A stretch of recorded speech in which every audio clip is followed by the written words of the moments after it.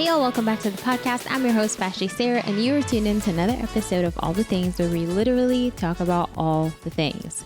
So a lot's been going on this week with the Democratic National Convention and Planned Parenthood setting up shop there, having a bus offering free abortions and vasectomies and different contraceptives and pills to help prevent having children. And also, who was present there was a hot dog stand. I will not mention who they are, but they set up shop there and they're giving out coupons for free hot dogs if you have a vasectomy or an abortion. 7 Weeks is America's pro-life coffee. It's premium coffee delivered right to your doorsteps. All roast available, and it's absolutely delicious. Start your morning off with 7 Weeks coffee. It's not just drinking coffee, it's drinking coffee with a purpose. Use my code VASHTI10 for 10% off your first order. That is VASHTI10 for 10% off your first order. This is what the world has turned to. This is what America celebrates, or at least some of Americans are celebrating: the right to kill, the right to terminate, the right to end life, the right to not be able to conceive, the right to stop the ability of conception, or the stop conception on a whole. It's very sad. It's truly, truly sad. And there's no surprise that the Democrats have been using this as a means to push. This is why you vote for us. This is why we deserve your vote, because we're giving you the ability to terminate life. This has been the theme of the entire election this year. Women's rights, LGBTQ, and abortion. Wild. And truly, truly, truly sad. In reports that I've been reading, about 25 babies have been terminated. And I noticed some of you might think, oh, that's just a little bit of babies. 25? Gosh, I thought it'd be more than that.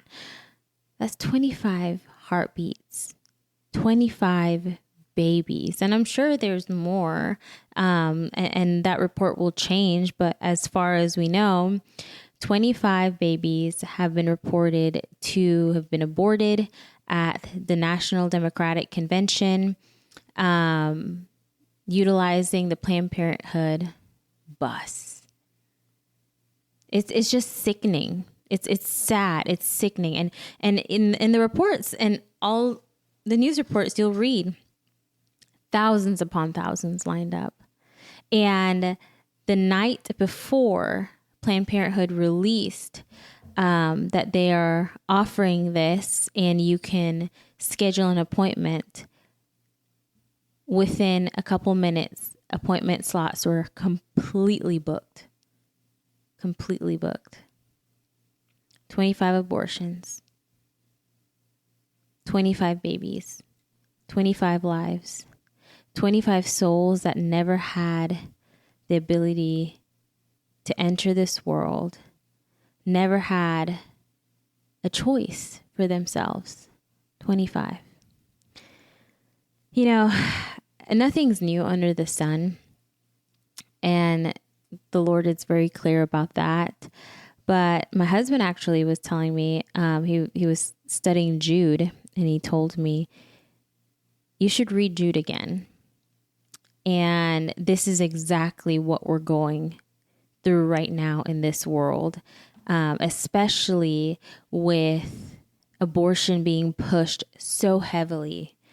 And in Jude, you'll read, Jude is the servant of Jesus and brother of James, and he writes about the unfaithfulness and the corruptness, and is writing for the deliverance of the saints.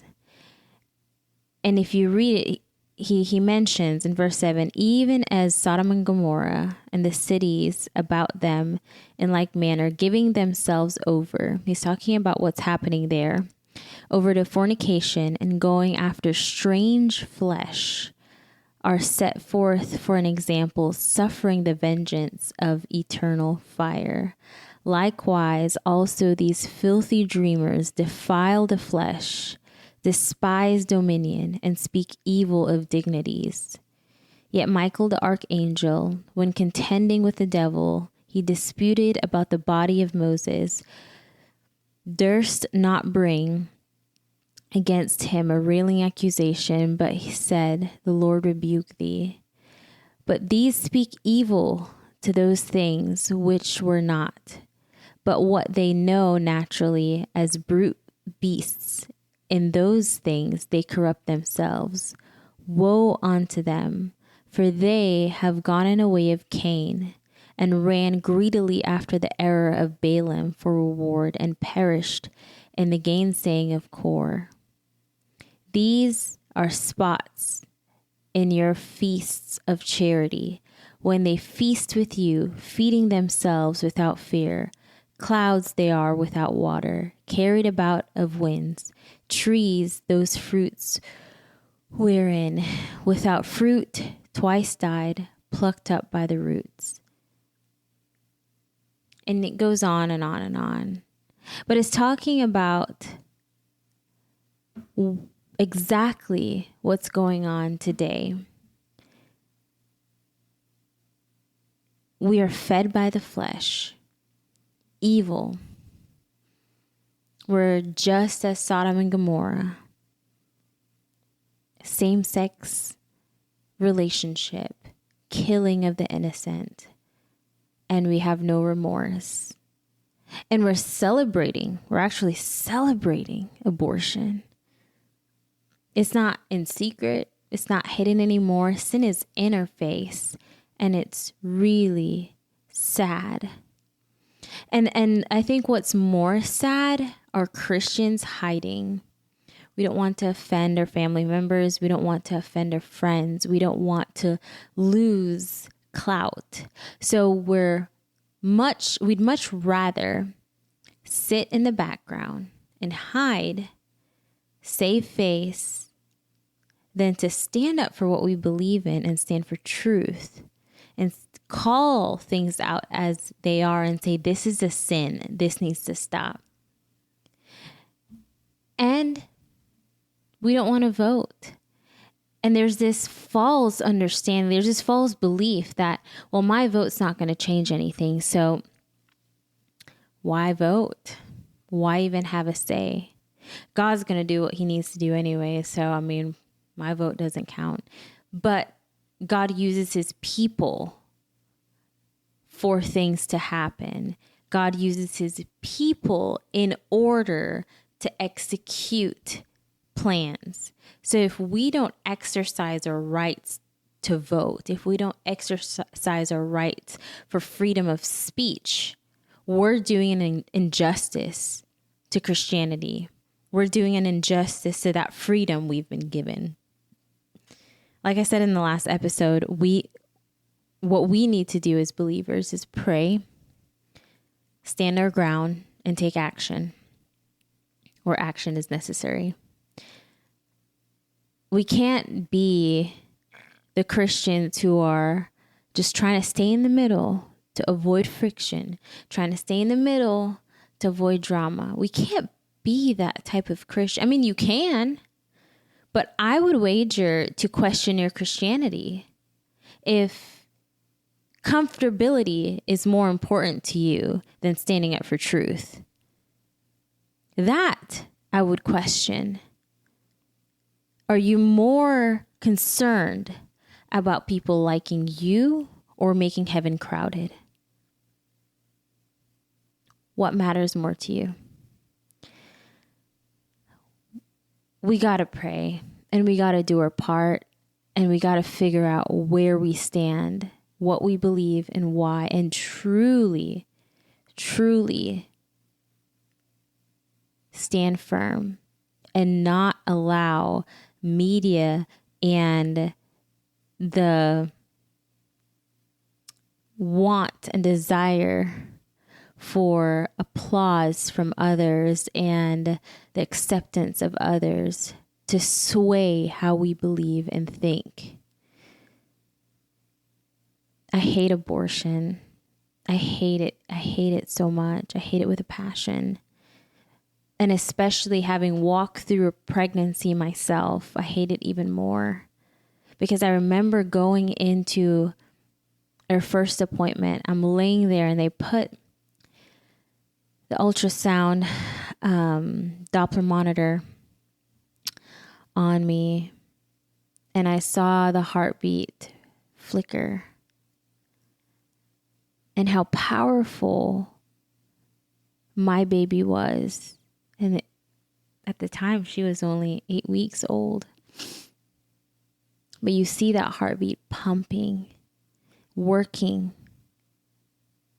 And I knew, the moment you see pregnant on that pregnancy test, everything changes, life flashes before your eyes, and there's so much hope in life. But in that appointment, something shifts inside of you. I mean, you already knew you were pregnant. This is confirmation, but something shifts inside of you. And I told my husband, I wish we had an atheist friend that could sit with us in every one of these appointments, because how could you not believe in God? Truly, how could you not believe in God when you see this little thing grow from a little dot, just continue to grow? I'm not doing anything. Nothing about what I'm doing. There's nothing I do that changes the size and shifts the size. It's all a miracle. That's why even scientists themselves call it the miracle of birth. Doctors, the miracle of life. Because it is a miracle. It's not in our hands. It's all in God's hands, and it's beautiful. It's miraculous. I hate abortion. At the DNC, 25 plus lives were taken away. 25 heartbeats terminated. And it breaks my heart. And it's interesting to me that the Democrats will compare Trump to Hitler and compare him to these radical extremist rulers in the past and dictators in the past.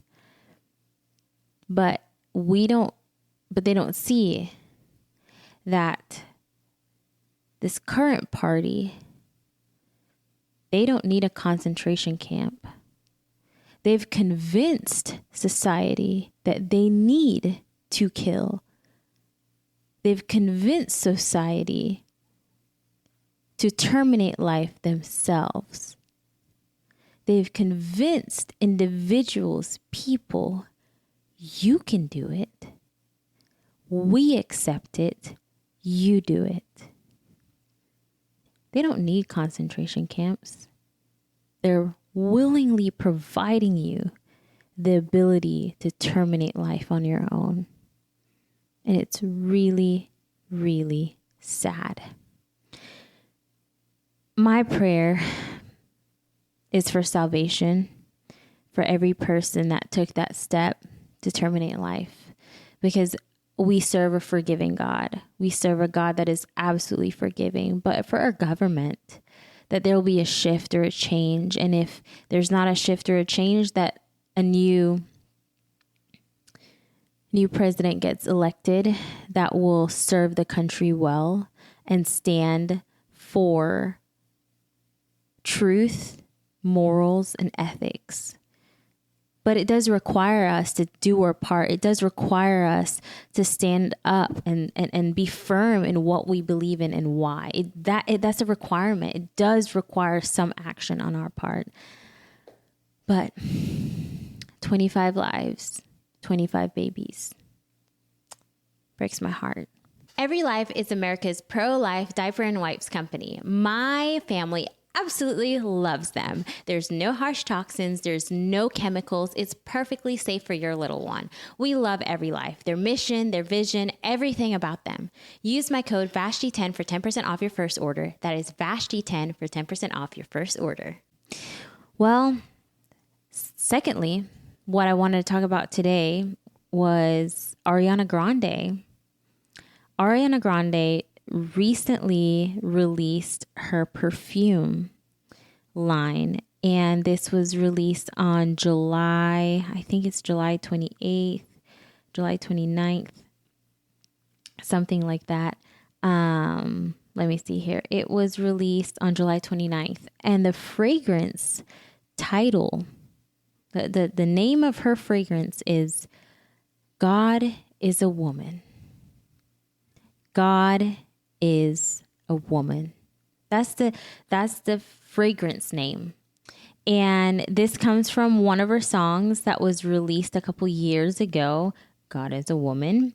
And this was released on July 13th in 2018. And she's now releasing a fragrance to accompany that song.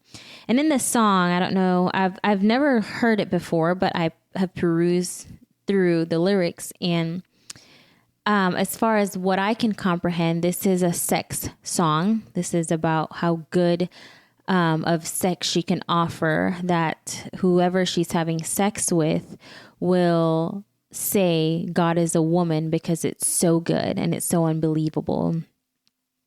She's talking about just a lot of sensual things and telling the guy or whoever what to do next and how to do it. And the universe is going to be in awe of how great this sex is, that once it's said and done, they'll believe that God is a woman. What mockery. And, you know, you can't blame non-believers. If you don't believe in God, if you don't believe in the deity of Christ, you're going to create content like this. So I'm not knocking her at all, because she's lost. She's clearly lost. She's clearly broken. She's clearly confused. So I'm not knocking her. Who I'm addressing in this are Christians and believers who still support Ariana Grande, who will go out and buy her fragrance and spray and wear confidently, who are actively listening to her music, who are going to her concerts and sewing into her life. Those are the people I'm talking to. Because what we do as Christians, I think it's the biggest hypocrisy, or one of the biggest hypocrisies in Christianity, is we will support secular artists. We'll go to their concerts and weep and cry at their concerts, weep and cry that we've met them. We'll spend $300,000, $400,000, thousands of dollars for a concert ticket.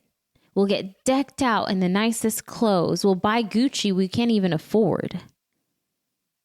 We'll buy the perfume and the merch and everything to go with it. We'll quote their lyrics day in, day out. But to tithe, can't do it. But to support a Christian speaker or artist, can't do it. But to read our Bibles, can't do it. But to raise our hands in church and worship, can't do it. But to fall on our knees before the Lord and surrender, can't do it. We do it out of convenience. We do it out of emergency and urgence. We do it when we need a miracle. Otherwise, can't do it. So it's truly one of the biggest hypocrisy and bigotry in Christianity, where we wear the name Christianity, we say we're Christians, we can quote all the scriptures, but when it comes down to it, our support and our allegiance is with secular artists, secularism. And it's sad. And call me old school, but I believe in my heart it's time that we separate. It's time that we just rid of the things of the world, rid of the things that do not glorify the Lord. I mean, it's clear Ariana Grande is a Satanist. And she's come very public about how she's a witch, and I don't need to go through the whole interviews and spiel, but she's admitted she's a witch. She sold herself to the devil. So there's nothing more you should expect. Like, I don't expect anything less than that. She's open about it. She's doing it. But as Christians, why are we so easy to compromise and just say, oh, it's just music? Yeah, but it's what you're feeding yourself. And we don't realize why we're struggling with anxiety, depression, eating disorders, suicidal ideation, the desire for sexual sin, fornication, pornography, masturbation, Christians who should be leaders in the church, who should be setting an example, yet we're struggling so hard with these things, having divorce, left and right separation issues. Why? Because of what we're plugging into. We feed ourselves toxic music. It's just old school music. It's just Michael Jackson. It's just Beyonce. Oh, not my Beyonce, not the Queen Bee. Christians who are defending these individuals who are clearly open that they support Illuminati. They're Satanists. They've sold themselves to the devil. They've made blood oaths. But no, not my Queen Bee.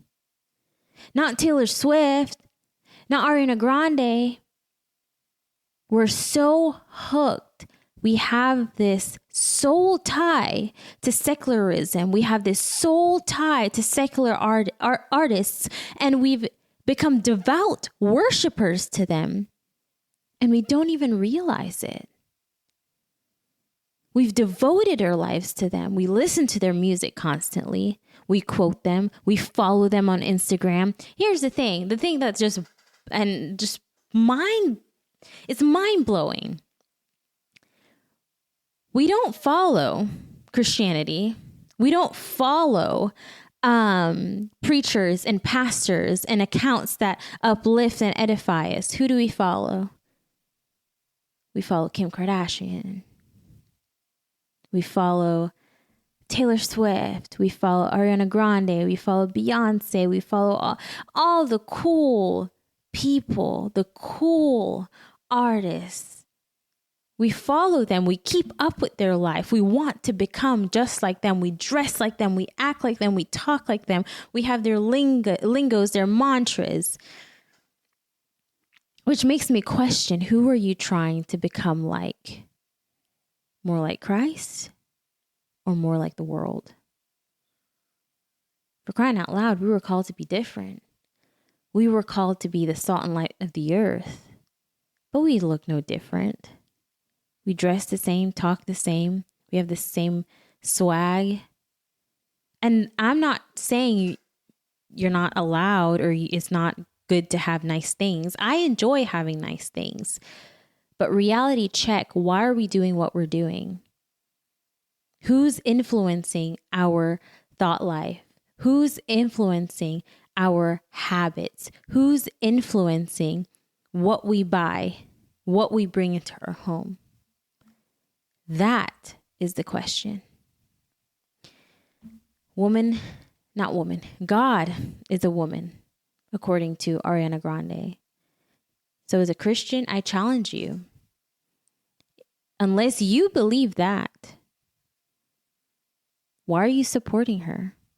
Why are you supporting artists who are clearly against God, who clearly oppose Christianity and have no reverence for the deity of Christ, who have no reverence for God, and who are outwardly blaspheming the Holy Spirit? Honest question. Who are you serving? Who's your God? I pray Ariana Grande comes to know the Lord, repents, and truly comes to know the Lord. She has a beautiful voice, an absolutely beautiful voice, gifted woman. But your gifts aren't going to take you to heaven. Good works aren't going to take you to heaven. Saying nice things and being kind won't take you to heaven. Surrendering your life to Jesus, repenting and turning from your ways, that gets you into eternal life. That gets you to be with Jesus. Well, that's it for this week. Politics, culture, and the world. Hope y'all enjoyed today's episode. Don't forget to like, share, subscribe, do all the things, and I will see y'all next week.